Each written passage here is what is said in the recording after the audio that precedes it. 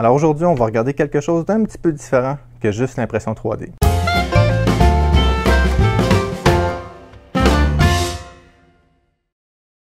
Bonjour et bienvenue dans le monde du Guaro Loco. Ça fait 250 vidéos à peu près que je fais, 230 vidéos, entre 230 et 250 sur l'impression 3D. Là-dessus, on a vu l'impression 3D, on a vu de l'électronique, on a vu aussi des modifications, des choses de même. Puis j'avais le goût de faire de quoi un petit peu différent. Puis j'ai jamais parlé de gravure laser ou de machine CNC. Ça fait longtemps que je veux essayer ça. J'ai regardé différents kits laser, j'ai regardé pour transformer quelques-unes de mes imprimantes en CNC. Mais du fait que je connais ni un ni l'autre, j'aurais pu passer des heures à essayer de comprendre, mais je me suis dit, tiens, pourquoi pas y aller avec une machine qui fait ça. Puis aujourd'hui, on va regarder la Snapmaker. Je l'ai ici, alors je l'ai reçue là, pas longtemps. C'est la Snapmaker 1. Je sais que la 2 t'avait de sortir. Puis, je ne l'ai pas montée. J'ai regardé un petit peu le manuel d'instruction. C'est tout. Donc, j'ai hâte de voir comment ça fonctionne. C'est pas une grosse... C'est une imprimante 3D. C'est aussi une machine qui grave laser. Et c'est aussi une CNC. Elle fait les trois. J'ai vu des bons reviews sur elle. Elle a de l'air le fun à utiliser. J'ai vu des vidéos là-dessus. Puis ça a de l'air d'une belle petite machine. Puis j'ai dit, tiens, on va la mettre à l'essai. Puis, dans le fond, on va regarder le côté impression 3D, on va regarder le côté CNC et impression laser, gravure laser. Aujourd'hui, on va regarder le montage, on va regarder un petit peu comment ça fonctionne, mais on ne fera pas des tests exhaustifs sur tout, du fait que je ne sais pas comment la gravure laser marche et je ne sais pas comment les CNC marchent. Donc, on va faire le montage. Il paraît que le montage est simple. J'ai vu qu'il y avait une quantité de pièces assez impressionnante, mais il paraît que le montage se fait rapidement. J'ai hâte de voir ça. Donc, allons-y sans plus tarder. Alors, super bel emballage en passant.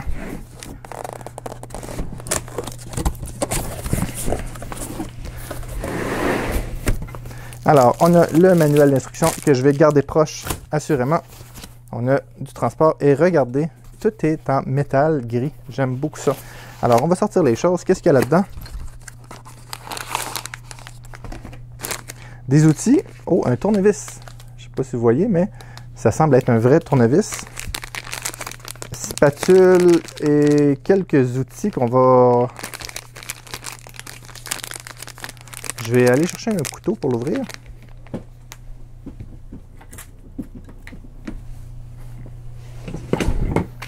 Donc, on va regarder ce qu'il y a dedans. Les outils ont de l'air intéressants. Alors, il semble avoir une belle spatule dedans.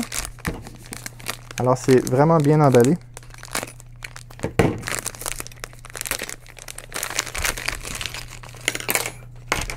Alors, on a une belle petite spatule comme ceci pour décoller les prints, j'imagine. Oh, on a des pinces pointues qui semblent quand même de bonne qualité. Avec un petit bouchon. Qu'est-ce qu'on a? On a une clé hexagonale, ce qui est relativement standard. Oh, il y a d'autres choses aussi dedans. Ah, il y a une autre clé ici. Une deuxième clé. Il y a des embouts, j'imagine, c'est pour le CNC. Des pattes de caoutchouc. Qu'est-ce que c'est que ça? Du velcro pour attacher les fils, j'imagine. Des vis pour faire des vis à la main pour faire tenir des pièces. D'autres vis. D'autres vis. Des choses, oui. La tête de chauffe. Des petites pièces. Je pense que ces pièces-là, c'est pour faire tenir le morceau à graver sur le bed. Puis un temps que ça, on va ouvrir lui aussi.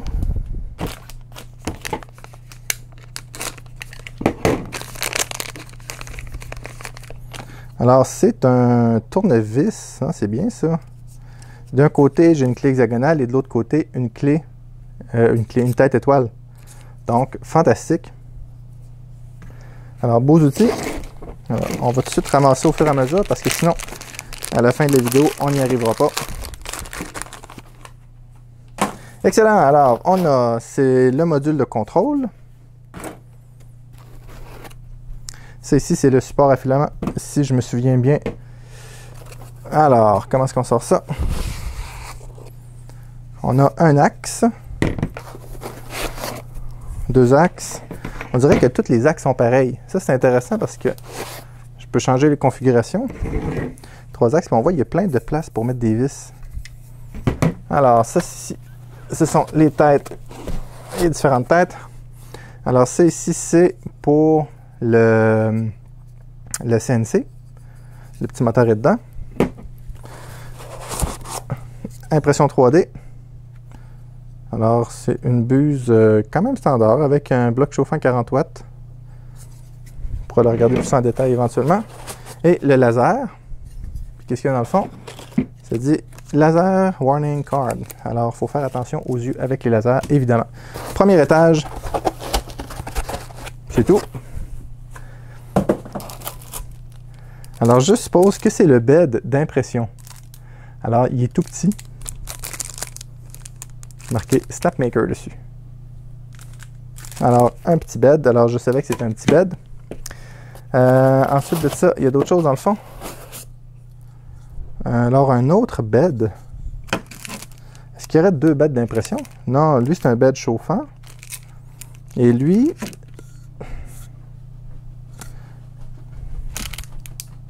aucune idée. Alors, c'est peut-être pour le laser. Je sais pas. On va voir. Alors, un deuxième bed. C'est un troisième bed, non?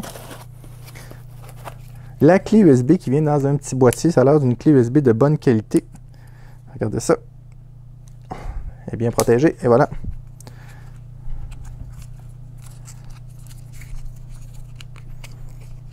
Alors, belle clé USB, toute brillante. C'est une très belle clé USB. Hein? Ça fait penser à la clé USB des Ultimakers, mais en plus brillante encore. Alors, là-dedans, c'est une boîte de câbles. C'est marqué câble dessus. Effectivement, on a 2 câbles style vieux téléphone torsadé. Là. Et puis un câble droit, c'est un câble USB celui-ci. On a un support qui semble être un support magnétique, que je vois des aimants à l'arrière, on va enlever ça. Alors, des supports magnétiques à l'arrière. Eh oui, ça aimante. On a, ce n'est pas un téléphone, c'est l'écran de contrôle qui est tactile. Avec le fil style téléphone. D'après moi, ça doit aller quelque part ici, ça. Hein? Non, peut-être pas. Ensuite de ça, une autre boîte longue. Qu'est-ce qu'il peut y avoir là-dedans? Câble d'alimentation. Et bloc d'alimentation. Ah, c'est un bloc à part alors. C'est pour ça que l'imprimante est petite de même, il n'y a pas d'alimentation dedans.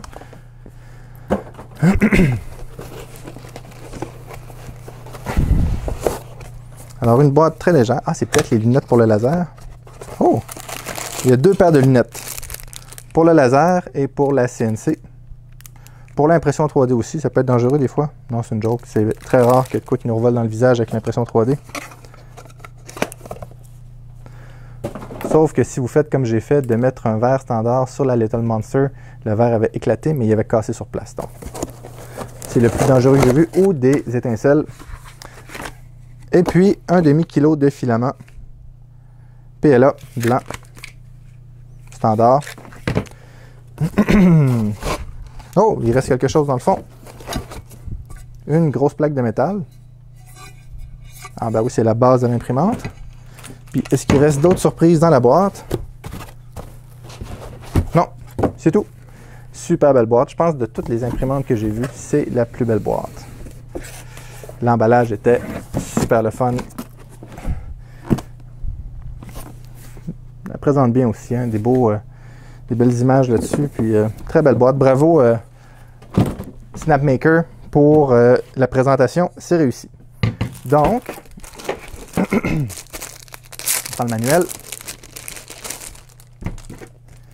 Quick Start Guide, ça doit être ça, hein? Alors, le manuel semble dans 3 langues. Quick Start Guide en anglais, guide de démarrage, guía de inicio rápido en espagnol. Donc, je peux lire dans les 3 langues, c'est fantastique. Alors, ça dit toutes les pièces qu'on a. Parfait, ça on l'a déjà vu. Alors, on commence par mettre les pattes de caoutchouc. Les vis ne sont pas dedans. Donc, on va ouvrir ça. Puis, quel côté maintenant? Ça dit que cette partie-ci, this side, underside. This is the underside. Fait que ça, c'est le dessous. Donc, les pattes vont comme ça, sur les coins, j'imagine, avec des vis M4 par 8. Alors, ces petites vis-là. Et puis, est-ce que ça dit de le prendre avec le tournevis fait pour les M4? Ah oui, le tournevis fait. Ah, ça, c'est le fun, le tournevis. Alors, on va visser les 4 vis après.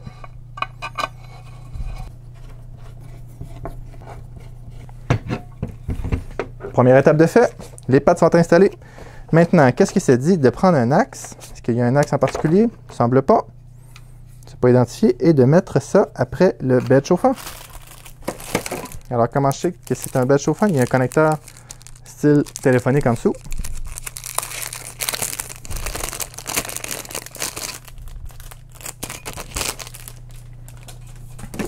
Alors, je prends les 4 vis à la main.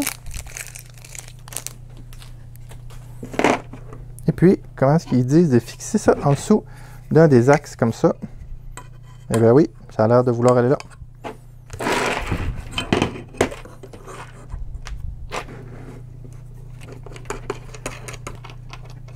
Alors, les 4 vis sont installées. Ensuite, ça dit de fixer cet axe-là. Alors, j'ai le dessous ici comme ça. Et puis, ça dit de mettre le fil ici comme ça. Et de visser ça avec 4 vis en dessous. Autre étape de fait. Maintenant, qu'est-ce que ça dit? De prendre un autre axe avec le fil d'en bas et le visser après les 4 trous qui sont ici. Donc, je crois que je vais le mettre de côté comme ça va être plus facile. Et le fil doit sortir par ici comme ça, par le devant de l'imprimante. J'imagine que ça, c'est le devant de l'imprimante.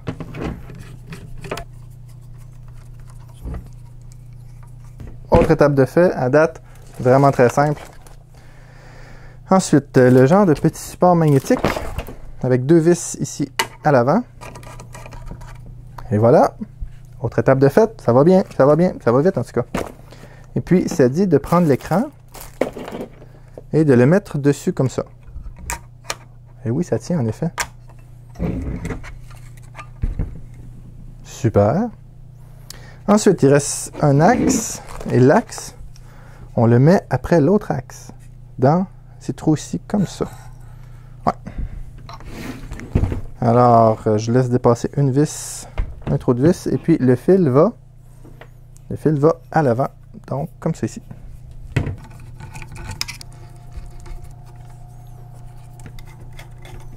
Alors, c'était bien identifié ici. Ensuite de ça, la tête d'impression 3D, on va commencer avec ça. Alors, la tête d'impression 3D, elle se visse comme ça ici, avec des vis standards.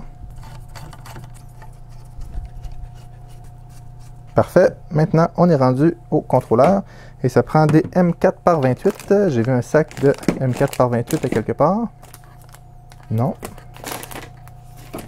Alors ici, un gros sac de M4 par 28. Alors, le contrôleur va ici à l'arrière. Comme ça ici.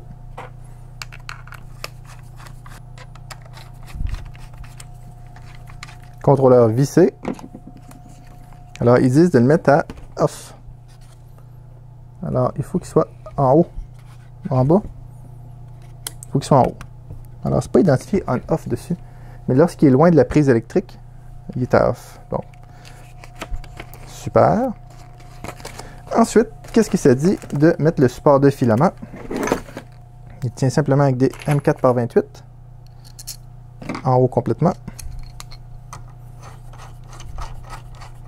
Alors, c'est probablement le support de filament le plus robuste que j'ai vu.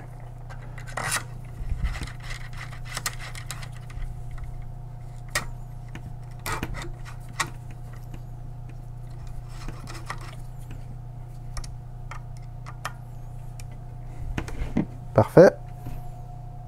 L'assemblage est fait. Il reste juste les fils à brancher. Alors, le Y, il va dans le port Y, qui est le port quoi? Le port 3. On va essayer de mettre, positionner les fils intelligemment.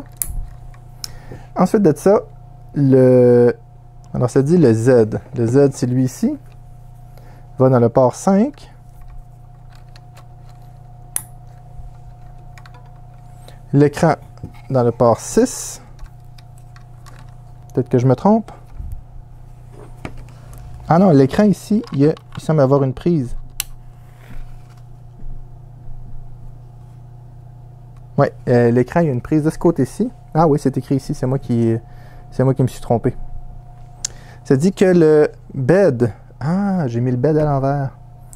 J'ai mis le connecteur du bed à l'avant. Donc, je vais dévisser le bed. Ben ouais, en effet, le SnapMaker est écrit à l'envers. Ça va me permettre de voir en même temps si c'est facile de changer le bed. Alors, jusqu'à date, les 2 premières vis ont été faciles à enlever. Pas énormément. Oh, je vois que la vis dépasse sur le dessus. Alors, c'est pas nécessairement bon, ça. Est-ce qu'il y a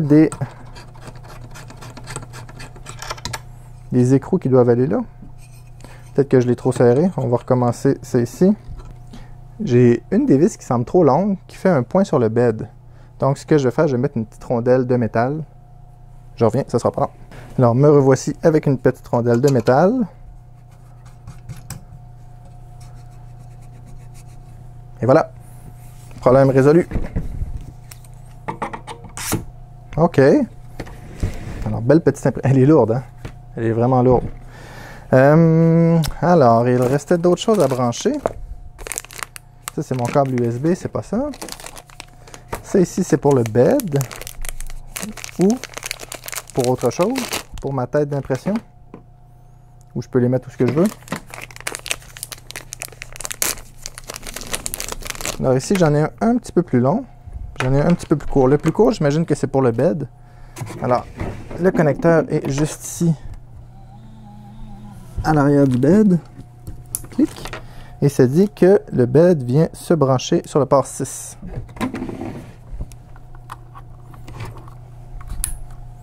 Et il reste ma tête qui va dans le port 1.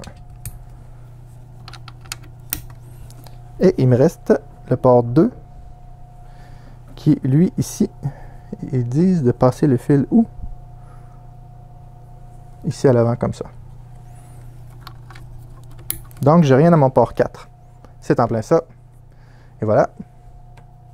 Super. Facile. Et puis, on est rendu à le niveler et à partir tout ça. Donc, ce que je vais... Déjà, ça a été vite, hein? Alors, ce que je vais faire, je vais ramasser un petit peu ici. Puis, je vais approcher la caméra pour voir le menu aussi parce que j'ai jamais vu le menu. J'ai hâte de voir ça. Alors, on va regarder les prochaines étapes maintenant. Qu'est-ce que ça dit de faire? De mettre le bed au niveau. Alors, il n'y a pas d'ajustement en dessous du bed. Donc, je ne sais pas comment est-ce que je peux le niveler, mais on va brancher l'alimentation. Ça dit de mettre le fil dedans. Non, pas de suite. Alors, je branche l'alimentation. On va enlever le petit protecteur. Toujours satisfaisant d'enlever le protecteur. Et on va mettre l'alimentation. Alors, qu'est-ce qu'on voit dessus? SnapMaker. Je dirais quasiment un téléphone Android. OK. Alors, ça dit d'aller à quel endroit? Dans Setting. Calibration. OK. Alors, ça bouge.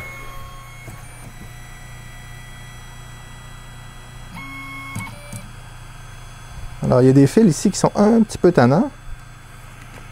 Je dois trouver un moyen de les dompter, mais ça va. Est-ce qu'elle va se calibrer seule?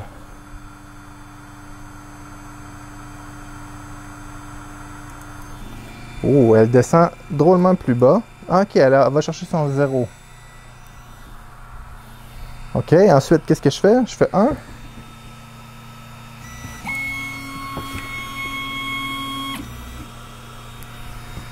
Ah, je comprends. Et maintenant, je dois descendre.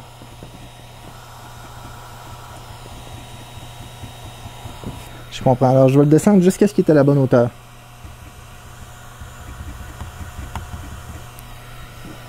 Alors je vais prendre la télécommande dans mes mains, ça va aller mieux pour l'instant. Ah ok, je peux y aller en mode 0.2 mm. J'y allais à coup de 0.05 mm, c'est long un peu. Ok, alors on s'en vient pas pire. Alors le premier me semble bon maintenant. J'appuie sur 2. Même chose, je vais y aller à coup de 0.5. Ok. Ensuite de ça, qu'est-ce que ça dit? D'appuyer sur Save. Et voilà.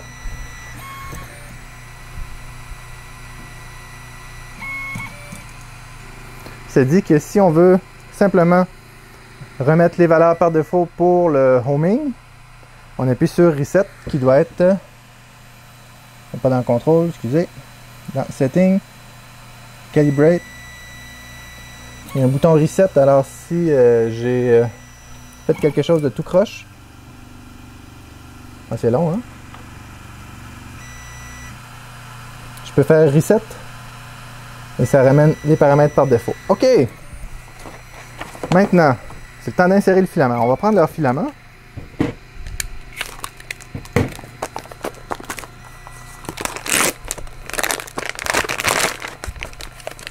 Alors la bobine semble en acrylique complètement transparente. Elle est belle, belle bobine.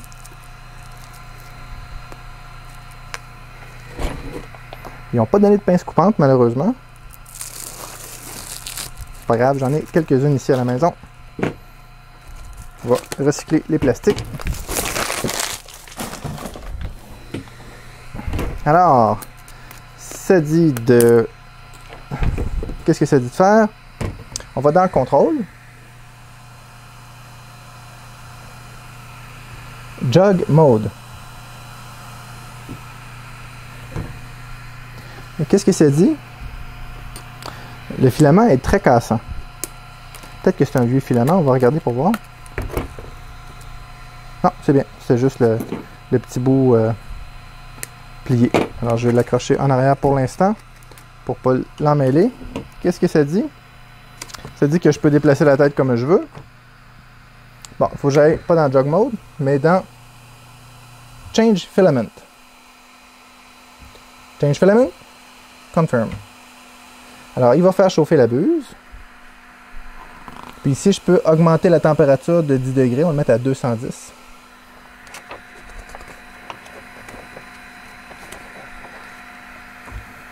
Puis je peux le baisser de 10 degrés si je veux. Évidemment. Puis, alors, ma bobine est ici et ma tête est là. Comment je suis supposé d'alimenter ça intelligemment? Ça dit que le filament doit sortir comme ça ici. Ah ouais, comme ça. Ça a du bon sens. Alors, il faut que j'attende que la température soit assez élevée. De couper le bout du fil à 45 degrés. Je l'ai déjà fait. Je vais le refaire quand même. Et voilà, 45 degrés exactement. Je ne suis pas convaincu de l'angle du support à filament. J'ai l'impression que ça va débarquer. On va le tester. 210, parfait. Alors, ça dit de rentrer ça là-dedans, d'appuyer sur le bouton. Ça rentre. Ok, je suis rentré jusqu'au fond. Ça dit qu'il faut que le filament soit droit. Alors, on va mettre le filament droit. Le filament est droit. Il paraît que je devrais rentrer ça jusqu'ici. Donc, je dois prendre ma mesure. On va rentrer ça jusque là. Ça dit vraiment que c'est supposé de faire ça. Ah non, ça dit de renfoncer le bouton au complet.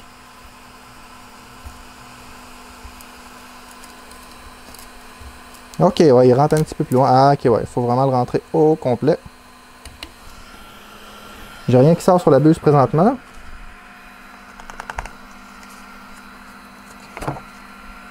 Alors, ça dit de pousser dessus jusqu'à ce que j'ai du filament qui sorte. Alors, le bouton est dur. Et j'ai pas de filament qui sort.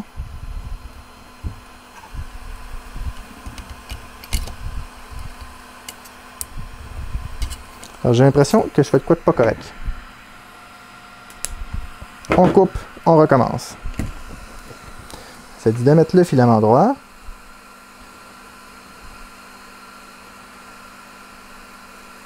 Alors, mon filament est relativement droit. J'appuie sur mon bouton, je rentre le filament. Et là, ça fonctionne. Oui, j'ai du filament qui sort ici. Qui est chaud d'ailleurs. Et d'ailleurs, c'est du filament gris qui sort. Donc, elle a déjà été testée, ce qui est une bonne chose. Ça dit de prendre des petites pinces et de ne pas faire comme j'ai fait, mais de nettoyer. Alors, je vais enlever ça pour que vous puissiez voir la tête. Alors, si je pose dessus, il y a du filament qui sort. C'est l'idée d'une imprimante 3D. Donc, une fois que c'est fait, ça dit que je peux faire back.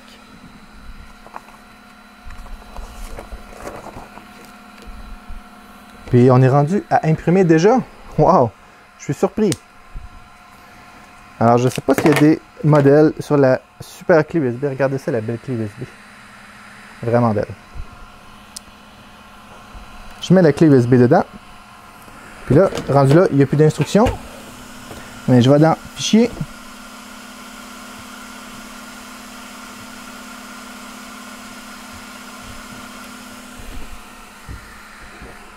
Il n'y a pas de modèle sur la clé USB. C'est dommage. Alors, eux, ils ont leur propre slicer. Donc, ce que je vais faire, je vais aller voir comment faire si je vais dans Cura ou je prends leur, comment ça s'appelle? Sur SnapMaker/download. Comment ça s'appelle? Merci de consulter le manuel pour de plus amples informations. Télécharger SnapMaker JS.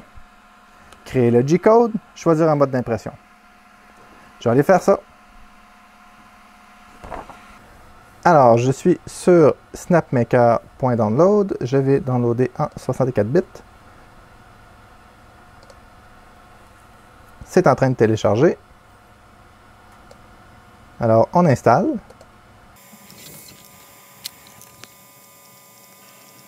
Alors, c'est installé. Alors, je vais fermer et lancer SnapMaker.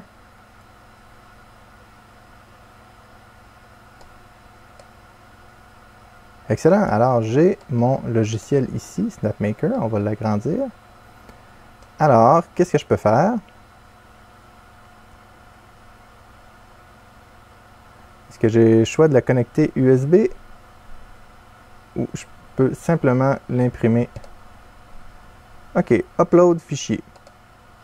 Alors, on va y aller avec un vase. OK, je vais le rapetisser un petit peu. Alors, comment est-ce que je fais pour le rapetisser? Comme ceci. Non, c'est pas tout à fait ça. Est-ce que je peux faire un reset? Semble-t-il que oui. Alors, c'est scale. Alors, je le veux, on va le mettre à 75%.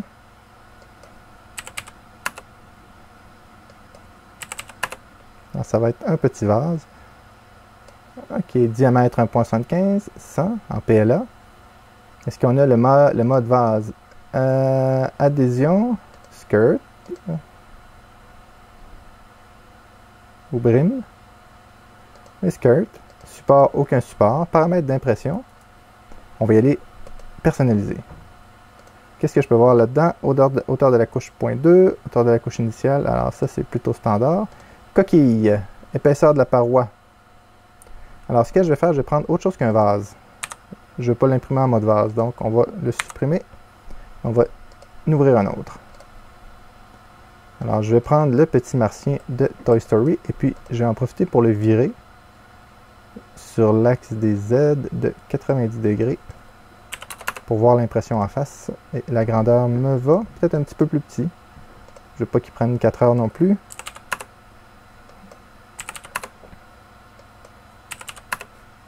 Et voilà, alors j'ai mon petit martien ici.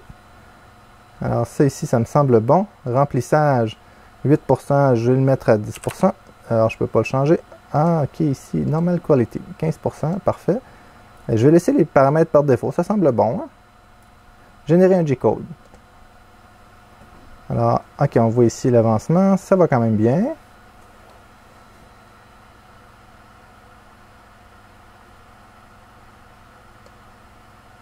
Ok, alors si je veux enlever les déplacements, alors je devrais pas les voir, mais bon, je vois les déplacements. Est-ce que je peux voir les différentes couches? Oui, ici.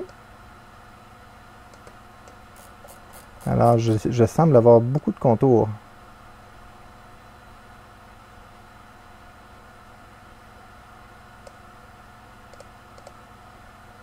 Alors, je ne suis pas capable de faire disparaître les sections, mais bon.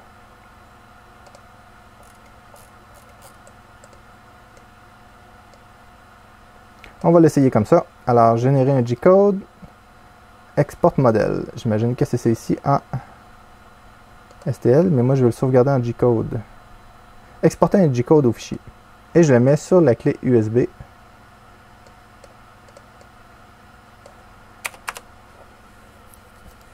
Et voilà, il est enregistré sur la clé USB. Donc maintenant, on va retourner à l'imprimante. Donc j'ai ma clé USB et je me suis aperçu que le logiciel ne met pas l'extension au fichier. Alors il faut, lorsqu'on sauvegarde le fichier, écrire le nom du fichier .gcode. Je mets ça dans la machine ici à l'arrière. Je m'en viens ici dans Files. Je sélectionne mon fichier et je fais Start. Alors qu'est-ce que ça dit? Le nozzle va être à 200 et puis le bed à 50 degrés. Ce que je trouve le fun là-dedans, c'est que je peux prendre le contrôle et le regarder d'ici. Je peux le tenir dans ma main. C'est un détail, mais c'est le fun. J'imagine lorsqu'on opère une CNC, c'est encore plus pratique. Je ne le sais pas encore, je ne l'ai pas utilisé. Mais alors, qu'est-ce que ça dit maintenant? Que le bed est à 116. Excusez-moi, le bed à 116, on aura un problème. La buse à 130 et le bed à 35. J'imagine que le bed ne doit pas être très très long à chauffer à la grosseur qu'il a. Puis, c'est ça. Alors, je regarde un petit peu l'imprimante. Et puis, je sens que je vais avoir de la misère à mettre des silent blocks là-dessus. Alors, je ne sais même pas de quel côté les moteurs sont. Je ne sais même pas où les moteurs sont. Alors, ah oui, j'en vois un à l'intérieur.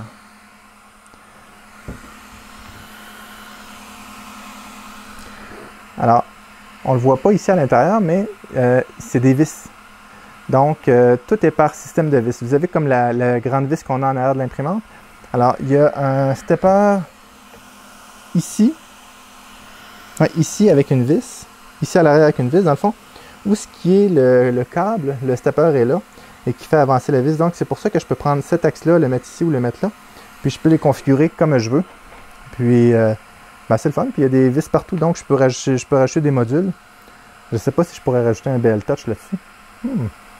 Faudrait que j'ai accès au firmware. Alors, où est-ce que... Oh, c'est parti. Alors, j'imagine qu'il faut nettoyer un peu la buse. Oui. Alors, pareil que dans les instructions.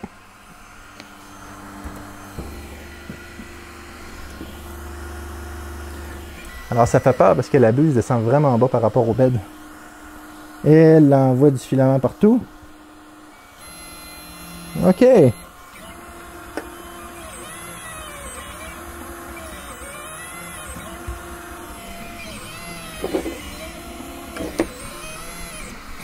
Alors, parlez-moi de ça. J'ai pas nettoyé le bed, j'ai fait un niveau à l'œil et ça semble bien collé.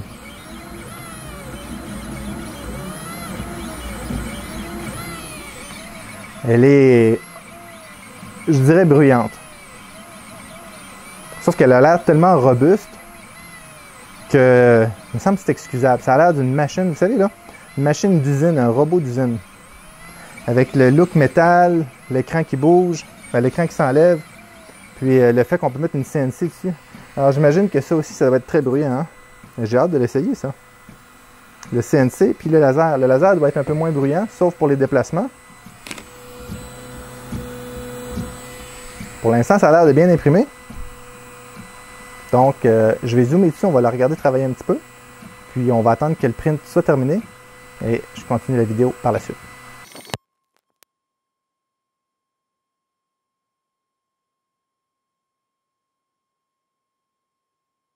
Alors, l'impression est terminée.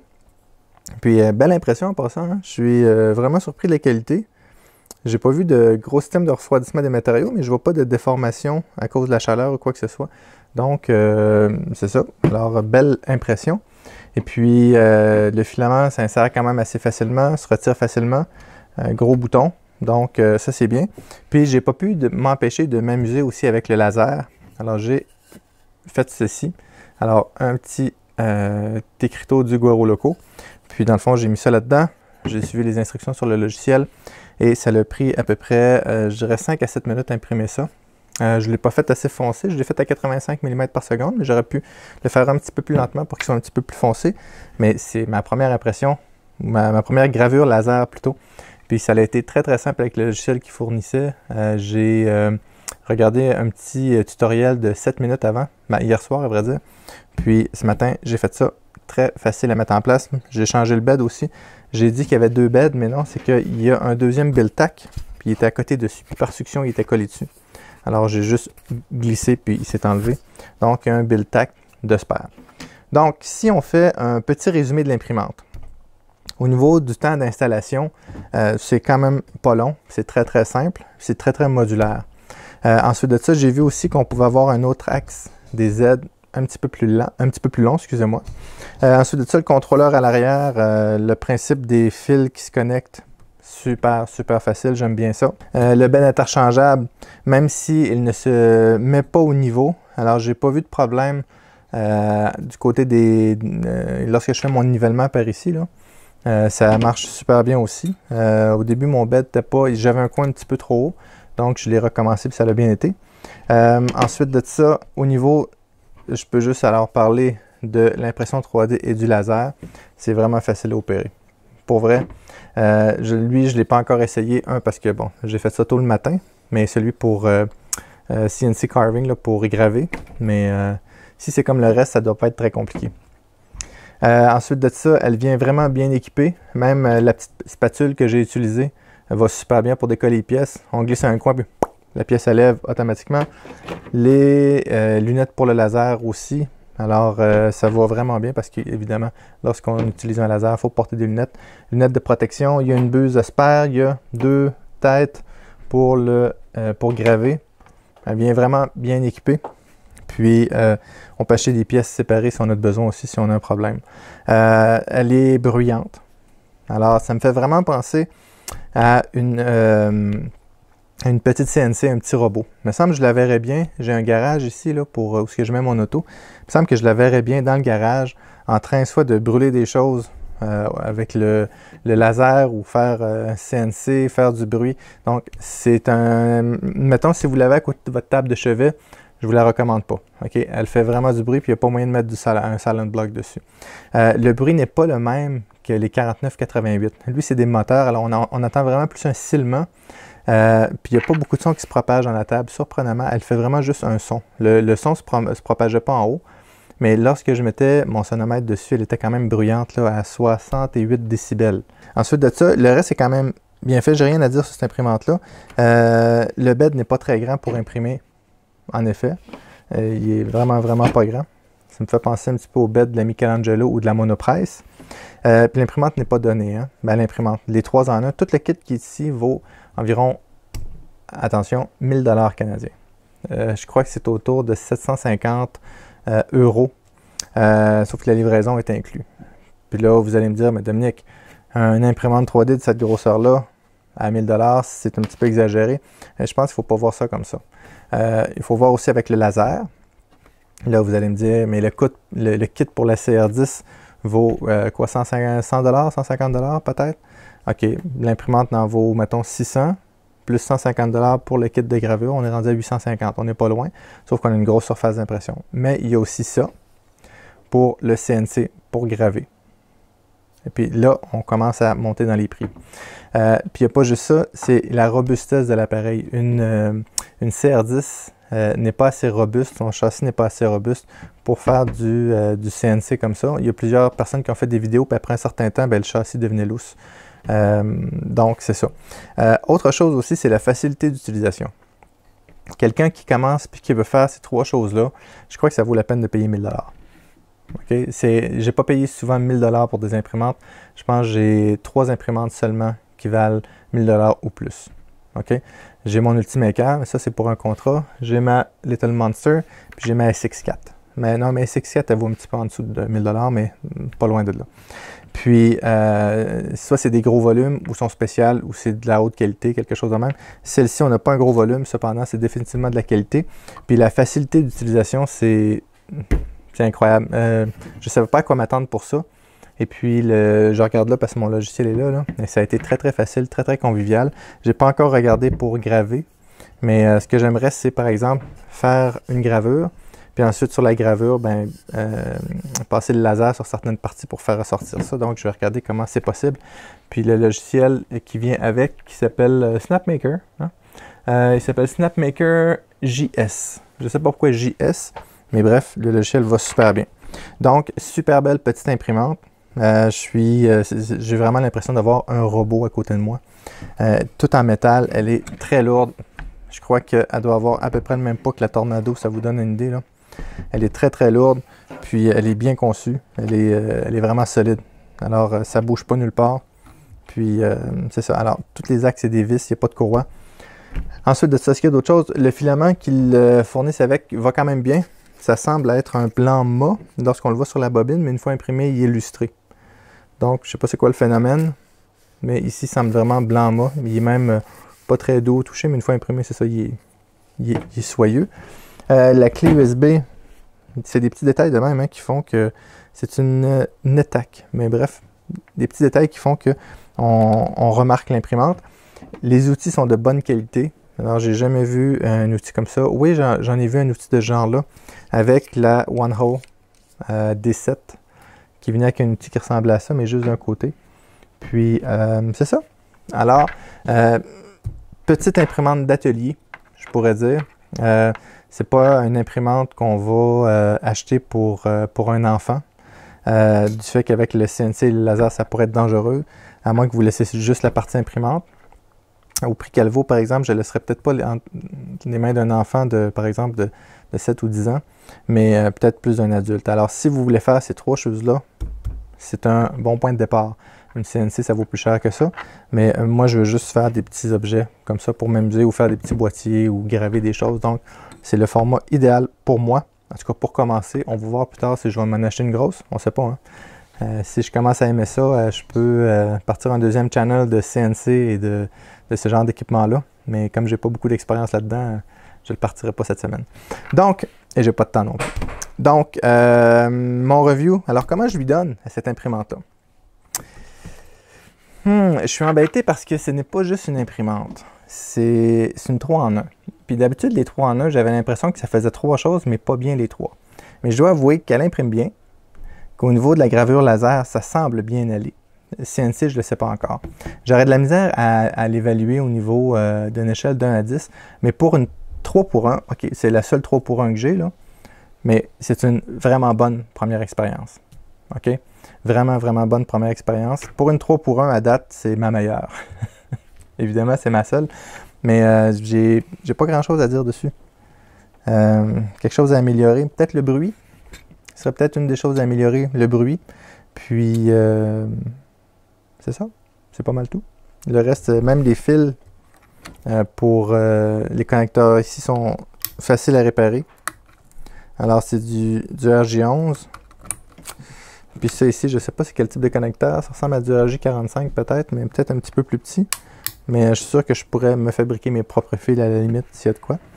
Puis, puis en passant, lorsqu'on grave laser, c'est USB seulement. Je n'ai pas trouvé comment graver laser à partir de la clé USB. Donc, bravo à SnapMaker pour cette imprimante-là. Je sais qu'ils ont sorti, je crois, une imprimante un petit peu plus grosse, la SnapMaker 2. Je ne sais pas si je pense qu'elle est en vente présentement, mais elle est BO partout. Mais je serais curieux de l'essayer elle aussi. Là, mais bref, super belle imprimante. Donc, merci à SnapMaker. Puis si vous avez des commentaires, s'il y en a qui ont une SnapMaker, puis qui ont utilisé pas mal le CNC puis le laser, laissez des commentaires pour voir c'est quoi votre impression après quelques mois. Parce que là, moi ici, j'ai à peu près 5 heures d'utilisation avec, 5 ou 7 heures. C'est pas énormément. Comment est-ce qu'elle vieillit dans le temps, si elle va bien, si vous avez eu des problèmes avec ça, écrivez ça dans les commentaires. Je suis curieux de savoir à long terme de quoi ça a l'air. Donc, j'espère que vous avez aimé les vidéos. Moi, j'ai vraiment apprécié ma première expérience de 3 en 1. J'avais pas vraiment peur d'être déçu. Mais non, je trouve ça plutôt même très agréable. Là, j'ai plein d'idées pour la CNC puis le laser. Donc, si vous avez aimé ça, mettez un like. Si vous n'êtes pas abonné à la chaîne, abonnez-vous. Cliquez sur la petite cloche pour avoir les nouveautés. Merci beaucoup et à bientôt.